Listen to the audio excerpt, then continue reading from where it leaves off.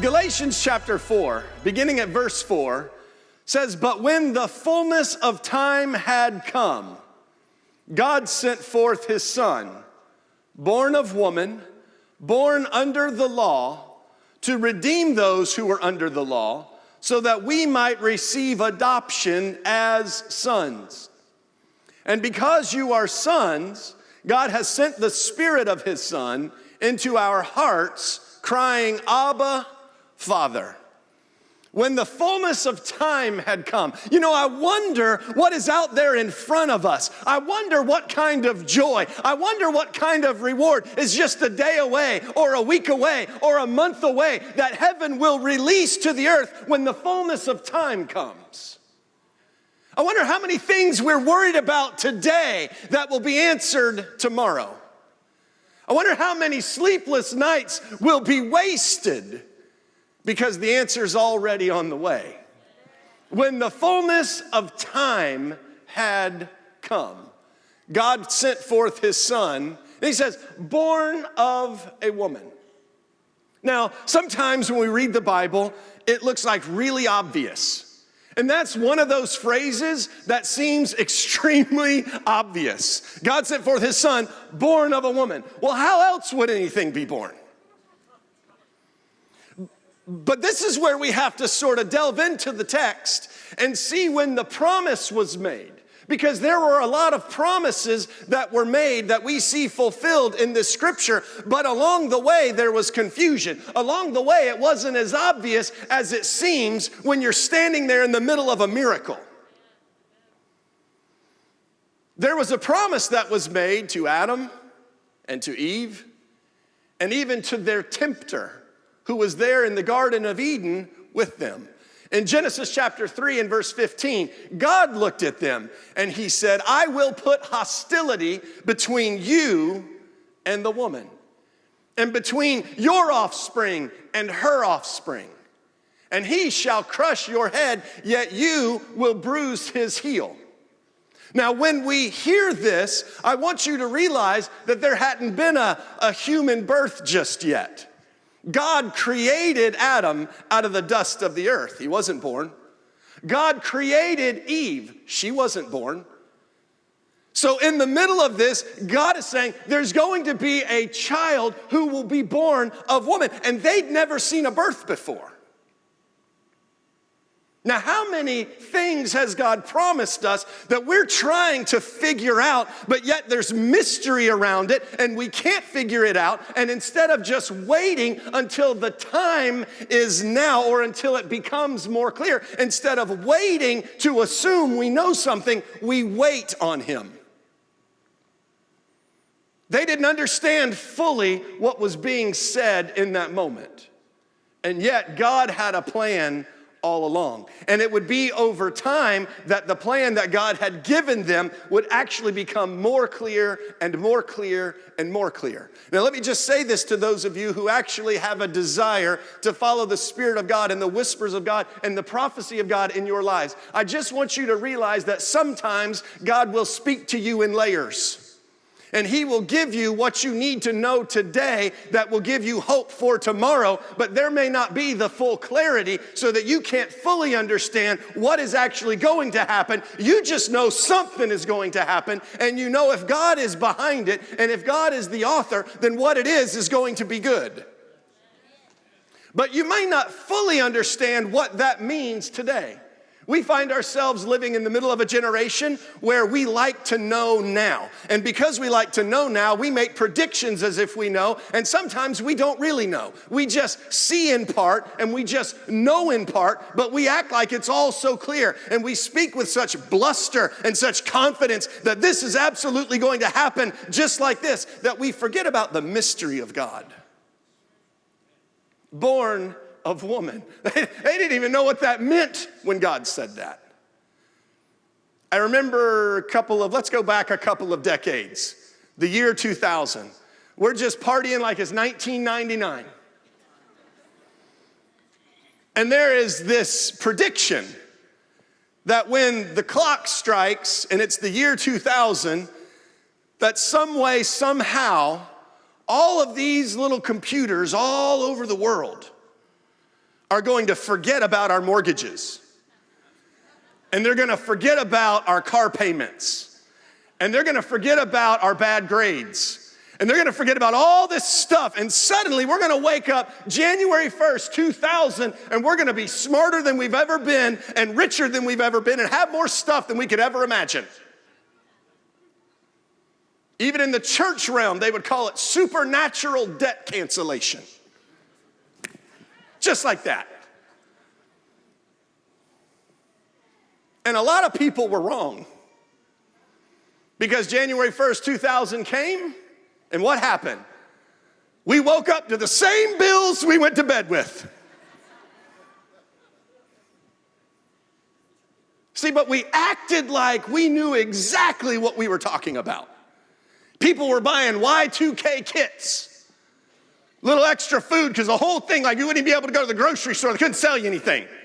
Everything was going to fall apart. Remember this? Unfortunately, church folks, we have this habit of making predictions on a partial word of God that we don't understand, and we start filling in all the blanks. Except the blanks don't need to be filled in, because God will fill the blanks in when the time has come. And as long as there are blanks, then there's still time. As long as there are blanks, it is God who needs to speak, not us who needs to think. Right? And so there was all this mystery wrapped up in there being a son born. And he said, there's going to be hostility. He looked at the devil and he said, there's going to be hostility. Now, I know some of you, you're only here this morning because you had a family member singing up here. I get it. Just bear with us for a few minutes, maybe come in and out of attention, but there are going to be some things that they might be new to you. But just in case this is new to you, let me just let you know that you have an enemy. And you have someone who loves you. And it is God who loves you, and there is this entity, this being, this evil called the devil who seeks nothing but to destroy you. If you've ever wondered why there are horrendous things going on in the world, it's because there is an enemy. There is a devil that is loose, that is wreaking havoc wherever he can. And so here, God looks at the devil, he looks at this enemy, and he says, hey, there is going to be hostility between you, the tempter, and the woman. Now, rather than going too deep into that one, let's just stay on the surface. In other words, God would be giving commands. He would tell humanity what they were to do, and what he's asking them to do would be hostile to the enemy. And then there would be temptations that the enemy would ask humanity to do, and it would be hostile to the things of God. We are told that there is this constant tension between what is the spirit and what is the flesh. In other words, what is the devil and what is God? And that tension will never, ever go away until Jesus Christ is revealed. So just know, as long as you're walking on the earth, you will have the knowledge, the word to do what is good, but you will also have the temptation to do what is evil. And if you'll do the good that is to be done, you will find yourself living in the middle of a reward. But if you find yourself falling to the temptation, your life will experience consequence after consequence after consequence. And so he looked at the devil, he said, there's going to be this hostility. And so what we have to understand is, as long as God is speaking to us, and as long as the devil's whispering into the other ear, there's always going to be hostility. There is always going to be this tension. And you can't pray yourself out of the tension. What I mean is this: there aren't enough prayers that we can pray that will keep the devil from showing back up. But there is a prayer that we can pray that sends him packing every single time. But just know, he'll be back. We'll send him away. He'll be back. We'll send him away. He'll be back. Why? Because there is hostility. There will always be the hostility. And it was told us from the beginning. When the fullness of time had come, God sent forth his son, born of a woman.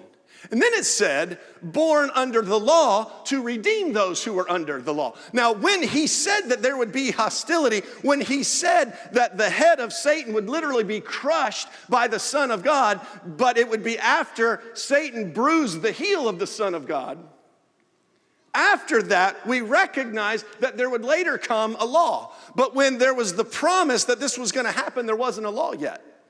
So when Paul says born of woman, born under a law, he's talking about this law that came eventually. In Christians today, we sort of have this weird relationship with the law. We have a kind of strange relationship with our Old Testament. Do we read it? Do we not read it? Does it help?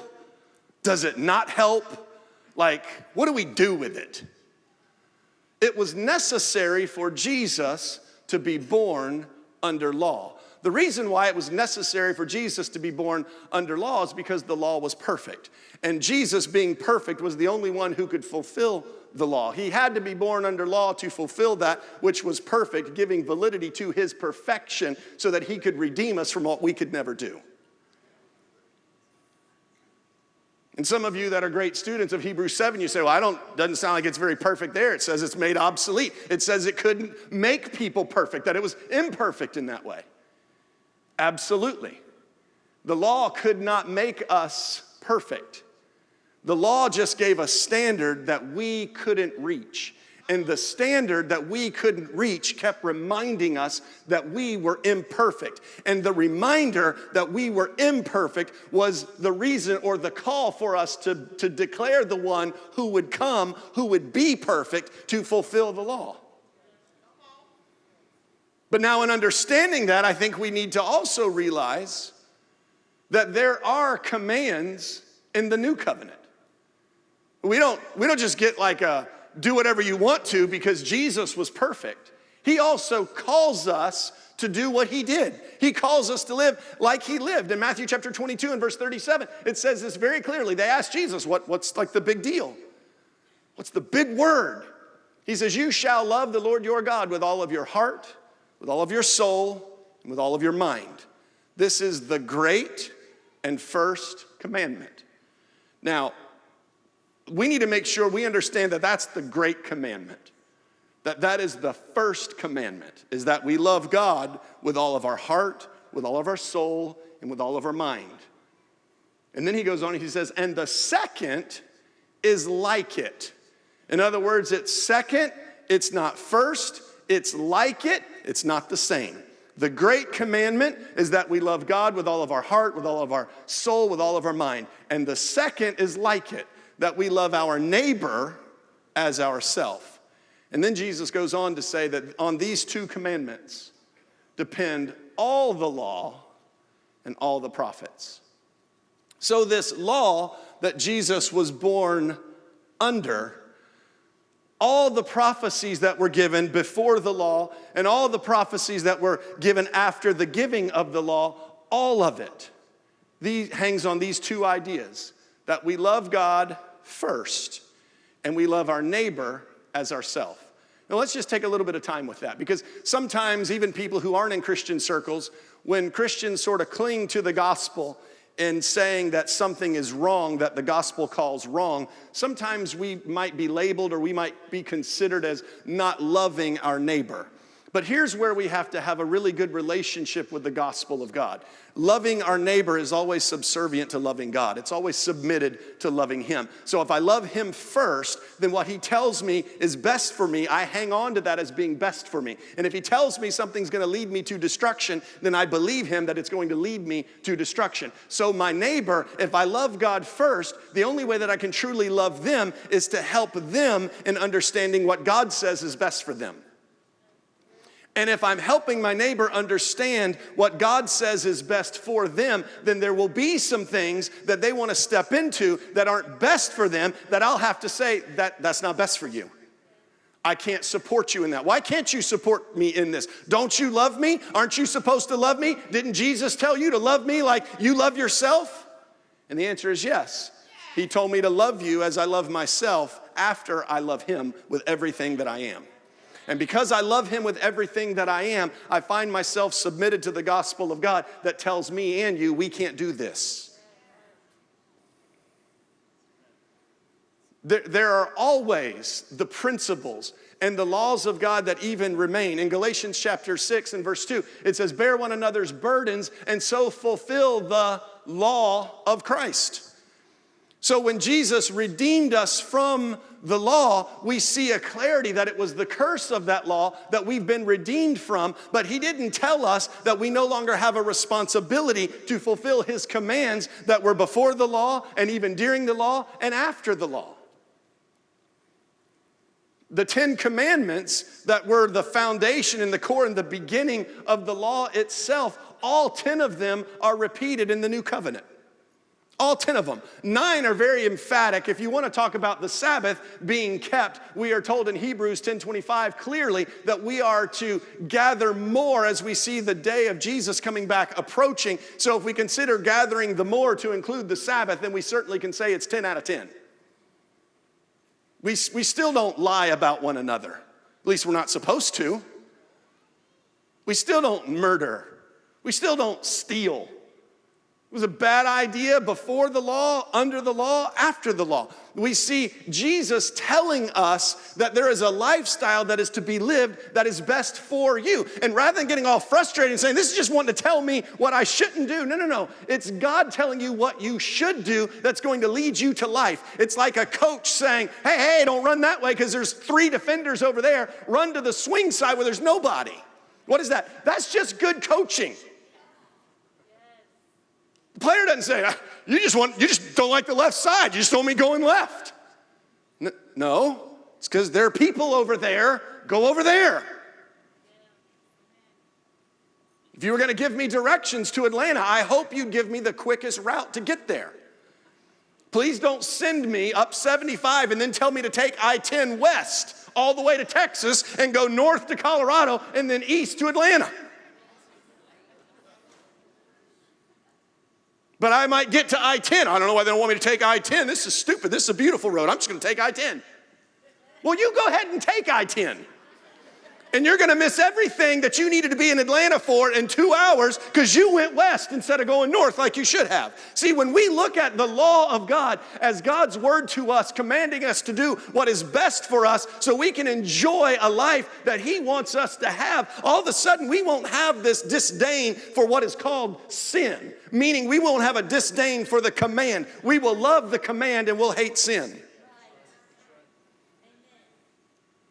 So I am, yes, redeemed from the law. In other words, the curse of having to live it perfectly so that I could spend my life with Jesus. I don't actually have to be perfect. He showed up. He fulfilled it. He was perfect. Then he calls me into his perfection. And now that I'm in his perfection, he says, here, now let's do this thing together. Hey, don't do that, but do this.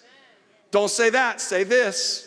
Don't go there, go here. Now I have within me the abiding Spirit of God leading me and directing me into that pathway that he said he made for me that is hopeful and gives me a bright future. And I recognize clearly that any variation from that plan will not lead me to the place where God desires for me to be. Yeah, but when I read that, I think it just means I can do what I want to. Romans chapter 6 and verse 15. What then? Are we to sin because we are not under law but under grace? By no means. Verse 17. Thanks be to God that you who were once slaves to sin. You were once slaves to sin. Now have become obedient from the heart to the standard of teaching to which you were committed. And having been set free from sin, have become slaves to righteousness. So that means I just don't do these things so that I can do this because I don't even have the time to do both. I don't have the margin to sin and follow righteousness. I don't have time to do this. If I have to pick one thing, I'm going to choose the thing that's going to lead me to life. So I'll neglect the thing that is going to lead me to death, and I'm going to hold to the thing that's going to take me further. But I'm redeemed from the law or having to fulfill it perfectly in order to find myself in the presence of God because the law was imperfect in bringing me to perfection. It could not do it. All the law could do is make known what sin was. And when I understood what sin was, what I realized is, wow, I've done a whole bunch of that. And now standing in the middle of that imperfection, I have no hope. But Jesus came in his perfection, and he fulfilled that law, and he made that law obsolete in bringing me to perfection because he brought me to perfection. And once he brought me to perfection, now he's telling me, hey, that's not best for you. And so now all of a sudden I have this relationship with following God where I actually hate sin. I'm not looking for some kind of dabbling a little bit over here just in case it might. No, it's always going to lead me to death. That sin's always going to lead me to destruction, always. I don't want it. I don't want to be a part of it. I want it away from me, far, far away from me. Look at it like this. Let's take something maybe a little, let's just talk on the life side of things. Let's go back to the Christmas story. Let's look at Joseph. Now here's Joseph, and he is engaged to Mary. Mary shows up, and she says, Joseph, I'm pregnant. And the baby is not anyone's on earth, but the baby is the Son of God. Now, looking back, we look at this story and, oh, well, yeah, that makes sense.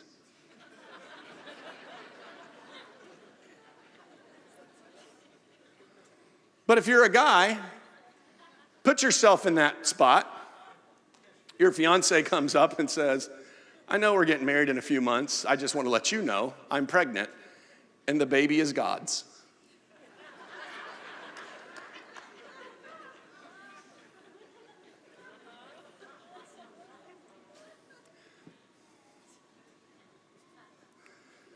So this happens. And it said Joseph, because he was a just man, did not want to bring her to shame. So what that means is he actually doesn't believe her. He thinks she has done something against him, and that she finds herself now pregnant with someone else's child, and he is going to get out of the engagement, but he's going to do it privately so that he doesn't bring her any shame. That is a good man right there. That's a good man. It's a good man. How did it describe? It said he was a just man. What does that mean? That means he lived his life by the gospel of God. He lived his life by the commandments, 613 commandments under the law. And he found himself trying to live as many of them as he possibly could because he knew that's what would lead him to a better life. He understood that.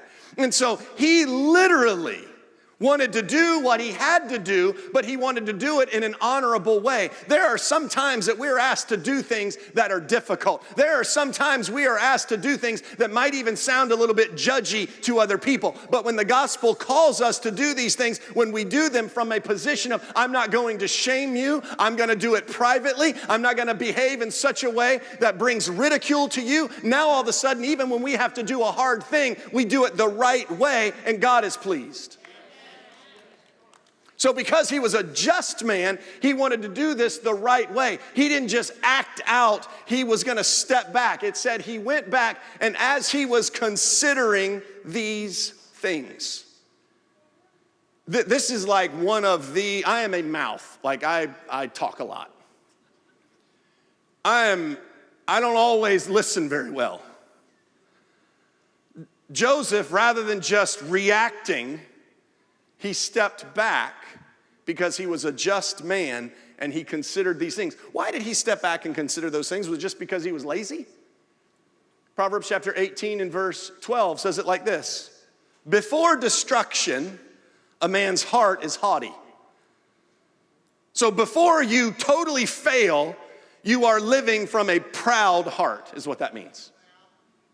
But humility comes before honor. And then it gives a characteristic of humility. For if one gives an answer before he hears, it is to his shame and his folly.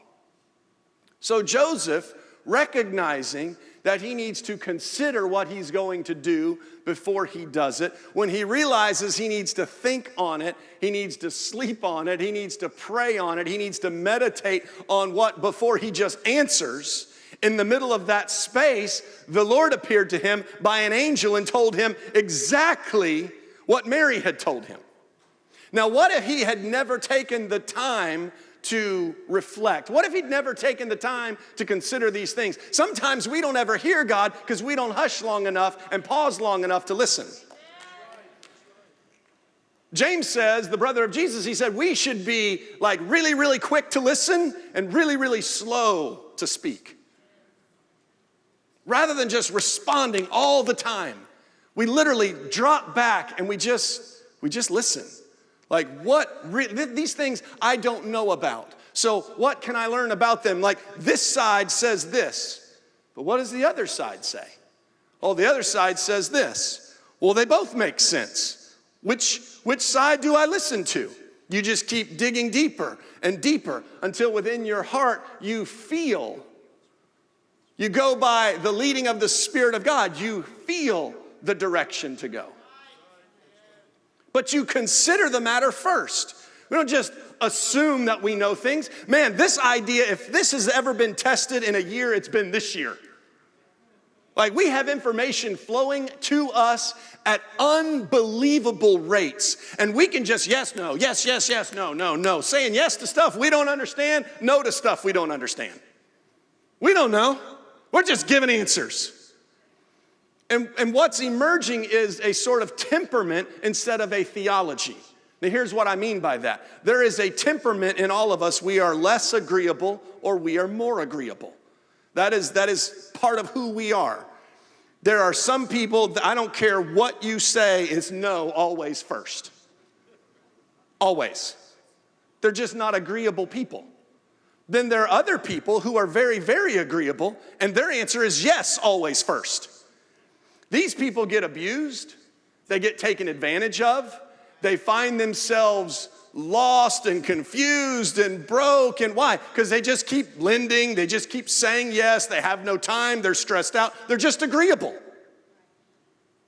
I have to sit my wife down all the time and say, honey, you don't have to do everything they ask you to do. These 4 kids, they're going to run you till you have no breath in your body. They'll cry over your tombstone, but they're going to go find somebody else to give them what they want. You have to learn to say no. You just can't always say, just very agreeable person, which works great for me because I'm on this side. Dad can't, no. But it's no. I think it's a stupid idea. I'm going to be over here. Here's the problem, though. Both of them are wrong. The person that says yes all the time is going to be deceived by things. The person that says no all the time is never going to experience anything good. Why? Because it's always no. And then this is always yes. And the word says no. Before we say yes, before we say no, hear a matter. Listen. It seemed really obvious that Joseph should have just said, no, get out of my house. I don't ever want to see you again. I mean, you can put yourself in these stories, right? Like you can sit there. I know some people are sitting there thinking, well, I mean, maybe she was telling. Absolutely not. No chance that is ever going to happen. Well, maybe. I mean, maybe. Right? No, but like we consider the matter. Joseph stepped back and he considered the matter. And when he considered these things, God spoke to him. When we are following the process that God has outlined for us to follow, he's not going to leave us in the dark. He's not going to lead us to confusion, but he will give us the answer that we will need. And we can step forward with confidence. We can go with confidence. Joseph was a just man. He considered these things. And then the angel of the Lord gave him the answer, and so he went forward with their marital plans. Now let's move forward again. Let's consider Joseph again. Now this part gets a little more fun, especially again in our context. The government said that Joseph needed to leave his hometown of Nazareth and travel with his nearly 9-month pregnant wife for days to the city of Bethlehem to be counted. Again, if that's me, that's the stupidest thing I've ever heard of. I'm not going to go get counted. And I'll tell you what, in First Chronicles, in chapter 21, when David started counting people, guess what? Everybody started dying. They all started dying. I'm not dying. I'm not traveling 4 days. No. No, absolutely not. Think though, in Numbers chapter 1, God told Moses to count all the children of Israel. Now, David wasn't allowed to count them. Moses was told to count them. What's Joseph to do? What's he to do? He had to consider these things. He didn't just, by the leading of an angel of God, show up in Bethlehem. This blows my mind. Prophesied 700 years before the birth of Jesus. It was prophesied that Jesus would be born in Bethlehem. But the mother of the Son of God is living in Nazareth. And it was an order of the government, obeyed by Joseph, that brought this prophecy to fulfillment. Not an angel. The angel that told him, take Mary as your wife. He could have said, and go ahead and relocate to Bethlehem. Why was Joseph in Bethlehem?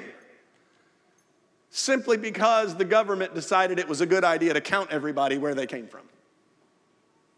And Joseph, because he was a just man, and there apparently was not a spiritual, godly reason to say no, he said yes, even though it was inconvenient, and he stepped into that place in obedience to the government and actually fulfilled the prophecy of God. It blows my mind. And so we look at this, Jesus born under the law to redeem us from the law, and we're forced to understand that there are commands that even though we've been redeemed from the law, we have not been redeemed from obedience to God. Please understand this. Yes, we have been redeemed from the curse of the law, but we have not been redeemed from obeying God, for it is our obedience to God that leads us to his presence. So born of a woman, born under law, that we might be redeemed from the law when the fullness of time had come. It all happened in the fullness of time. It all happened when God willed for it to happen.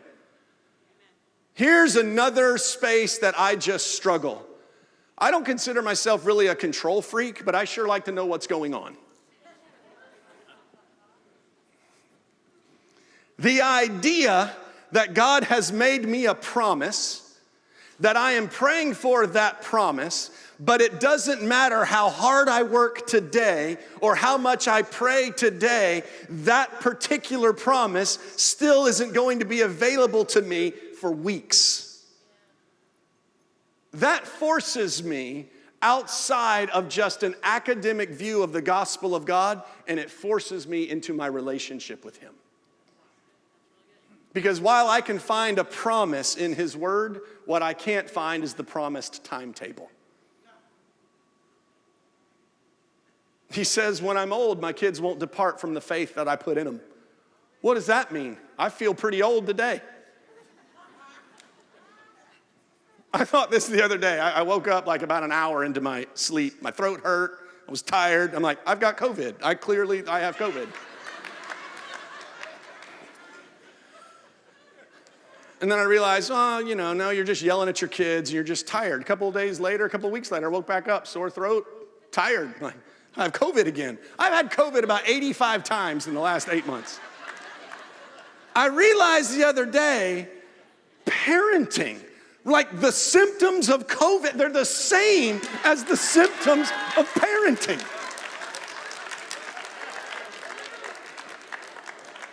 We've been living for 8 months, every parent in here, like, we don't know. What do we do? Are we just parents, or are we just like, what do we have?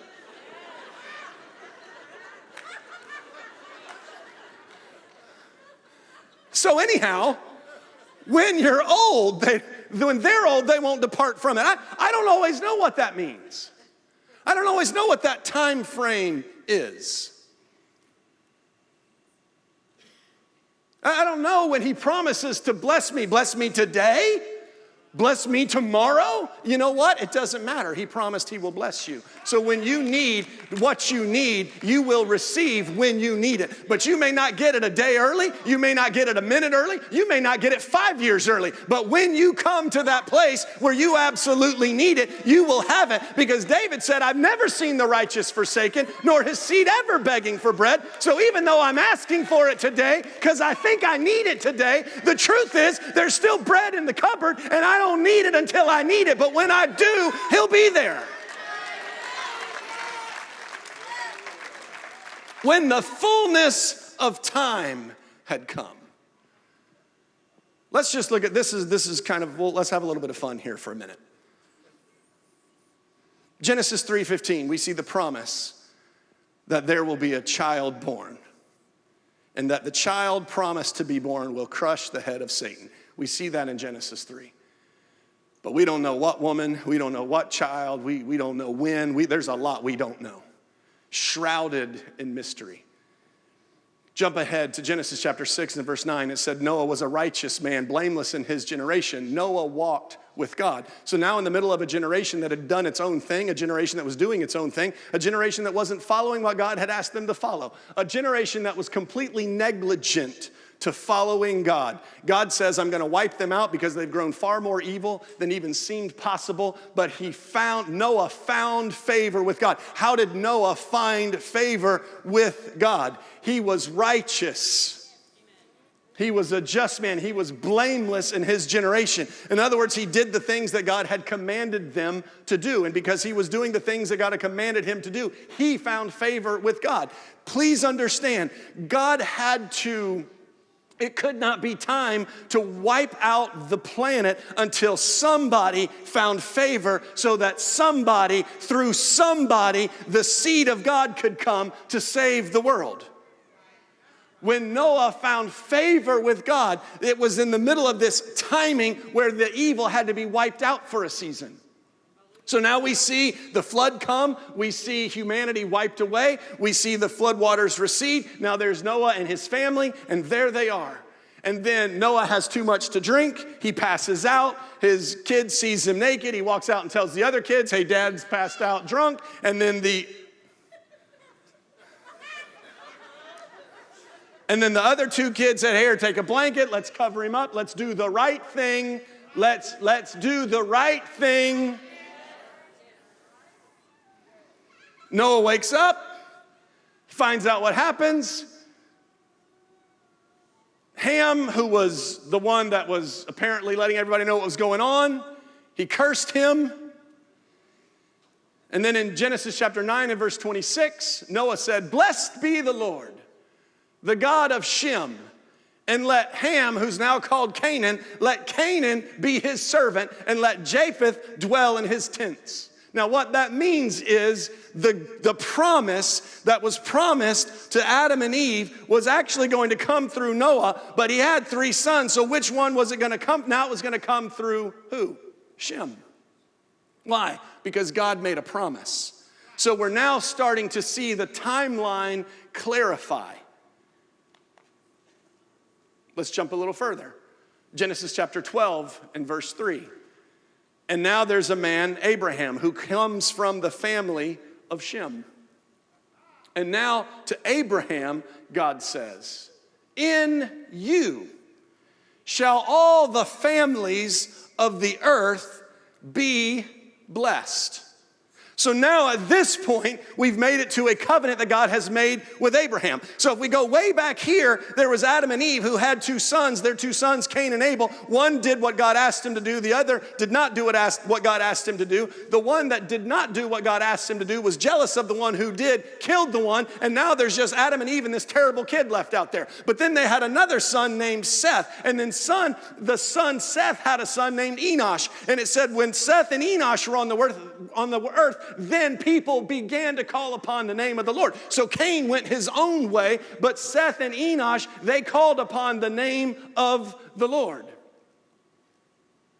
And then Enosh had a great-great-grandson named Enoch. And Enoch walked with God so much, it said Enoch walked with God and was not. Now, please understand what that means. Enoch walked with God and was not. They didn't know what happened when people died. They had no clue. All of a sudden, Enoch, who walked with God, was not, as a foreshadowing or a metaphor to those of us in this generation who one day will walk with God and will be not. So before the law, we see a picture of God just coming down and taking those who walk with him. We see it under the law with Elijah. Elijah was taken up in a whirlwind. So before the law and under the law, we see these promises that foreshadow what's going to happen for us. So I can have faith and confidence that when Jesus said he's going to come back to get me because Enoch walked with God and was not, and because Elijah was taken in a whirlwind, I can believe it.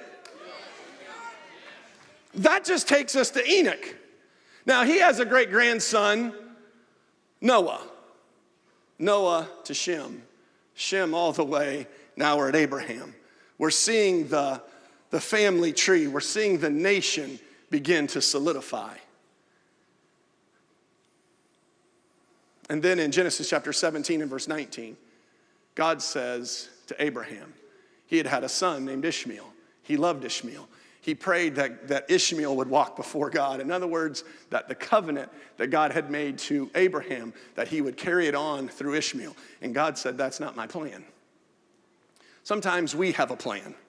Sometimes we want things to happen and we just stand on those things to happen. Remember when the prophet had anointed Saul to be king and then God took his hand off of the king, but the prophet was crying and weeping, mourning the loss of this king as if now the nation was going to fall apart, as if now God couldn't do what God had always promised to do. The prophet just said, this is my king, like this is my guy, and God says, why are you mourning over who I have rejected? Go fill your horn with oil and go anoint the next one. He didn't give up on the nation because he took his anointing off of a man. It wasn't that God was giving up on the covenant that he had made with Abraham. It just wasn't going to be fulfilled through Ishmael.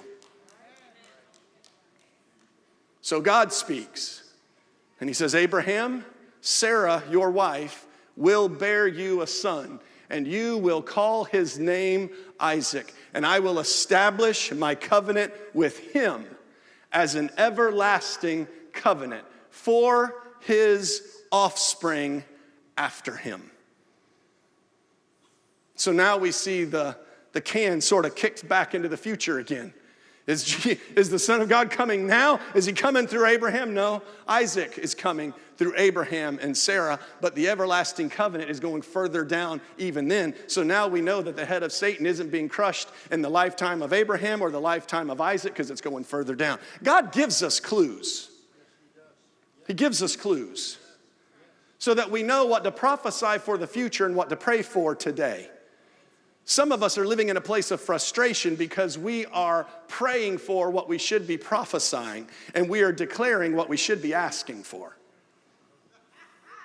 When we understand the timing of God because of our relationship with him, we'll have a discernment of what his promise is for us today, and we'll pray today for what he says is for today. Today, it might just be to get out of this mess. The future might be something I prophesy to, but what I'm asking him for right now is just get me out of this. I'm not declaring yet what you're taking me into. I'm just praying that I get out of this. And so my prayers are focused here. Why? Because that's what God's doing now. And I find myself living in the testimony of answered prayer because I'm asking God for today what I should be asking God for today, because in his timing, he has an answer for me today. But that thing down the road, I just need to understand it's there. I just need to declare it. I just need to expect it. But I'm asking for this. There's a timeline. And so there was a timeline to Abraham and Isaac and his children. And then we see the promise given to Jacob. Isaac and Rebekah had 2 children, Jacob and Esau. And God told his mom at their birth, said the younger is going to be served by the older. In other words, we're going to flip the script a little bit on this one. And then sometimes in church circles, we kind of make her out to be bad and we make Jacob out to be bad. But really, at the end of the day, all Rebekah was doing when she did what she did to allow Jacob to feel hairy like Esau, she was just working a miracle. Never be ashamed to work a miracle. I want to say that one more time. Sometimes we sit on our couch waiting on God to do what he promised to do, and sometimes he says, I'm going to do it, but I'm going to do it through you, so get out there and do something. She went out there, and she wrapped that boy's arms, and she put that boy before his father, and his father laid his hands, and he gave them the blessing that God said he was going to give years before. Years before. And so then of his children, of Jacob's children, now we see, where is this now? There's 12 of them. Like, where's the promise? It's a little bit like that game. Have you ever had that game, 3 cups in a ping pong ball? Jacob, these 12 sons, he's called Israel. He's going to be the nation. But where's the family through which that seed is going to come that's going to crush the head of Satan that was prophesied all the way back to Eve? Where's that child? In Genesis chapter 49 and verse 10, it says, the scepter shall not depart from Judah, nor the ruler's staff from between his feet until Shiloh comes, and to him will be the obedience of all the peoples. And so now we see it's not going to be through Levi. It's not going to be through Reuben. It's not going to be through Joseph. But rather through the family of Judah will come a line of kings that will lead us to the King of Kings. And so we knew where to look. We didn't know exactly when. We just knew where to look. Let me ask you something. What has God promised you that over time he just keeps clarifying? What has God promised you that you know will be, but you're just not sure when? I just want to encourage you. Stand on the promise. When the fullness of time had come, God sent forth his son. And from the family of Judah came David, came Nathan, came Mary and Joseph. Through her was born the Son of God when the fullness of time had come. You say, well, like today though, Sean, what's the promise today? What is it today? Jesus promised to be doing 2 things in our lifetime. 2 things. Building the nation of Israel to be the clock, and building his church to be the light. 2 things. Sometimes we get so stuck in our own world and we think it's all about us. 2 things. Israel is the clock and the church is the light. He promised to build the nation of Israel to be the timeline of his return. Now understand when those prophecies were made. When Jesus gave those prophecies, Israel as a nation didn't even exist. They'd been conquered 60 years before his birth. Please follow this. This is just fascinating. When all the prophecies about the nation of Israel, the promised land, to be the clock to the second coming of Jesus Christ, they didn't even exist as a nation. It just seemed, that's why people started saying, well, I guess the church is the new clock. I guess the church is the new Israel. No, absolutely not. The church is the church, the body of Jesus Christ on the earth, to be the salt and the light and the kingdom set up on a hill. Not the clock, we're the light. We're supposed to be leading everyone to us, but there's a clock that is ticking in the middle of the promised land, and God keeps building it and prospering it and allowing us to see so that we know what time it is. So 60 years before Jesus was born, they were conquered. Never in the history has a nation that has been conquered and dispersed all over the world ever come back together. And yet on May the 14th, 1948, after a few years of people just coming back into the land, the promised land, they just all of a sudden decided, you know what? We are the nation of Israel. And there were 7 Arab nations around them that said, oh, no, you're not. You're not who you say you are. I don't care what God says you are. You aren't who you say you are. And they rose up against them in battle. There was 100 soldiers to every one Israeli soldier. And yet, by a miracle,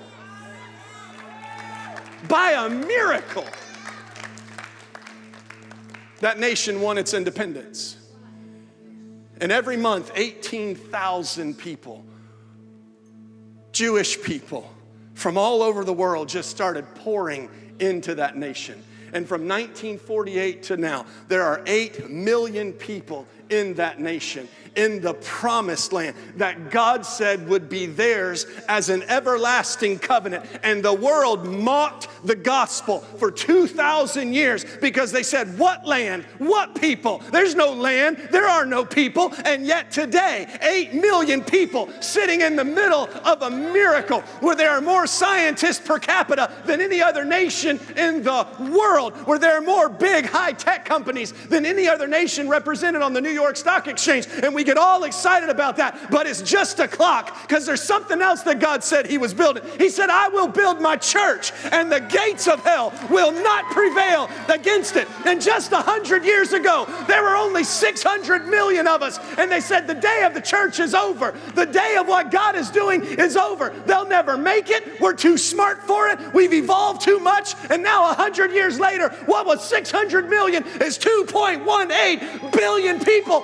that literally cover the face of the earth. So when God gave a prophecy and he said, my glory will cover the earth just like the waters cover the sea, there's 2 billion containers of the glory of God all over the earth. When the fullness of time had come, God sent forth his son. And guess what's happening right now? The time is near for Jesus to come again.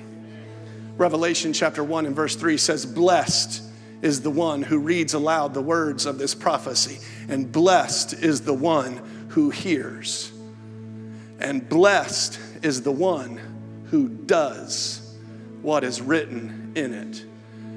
For the time is near. When the fullness of time had come, God sent forth his son. And the time is near when he will do it again. Are we ready? Are we expecting? Are we living in the glory of God?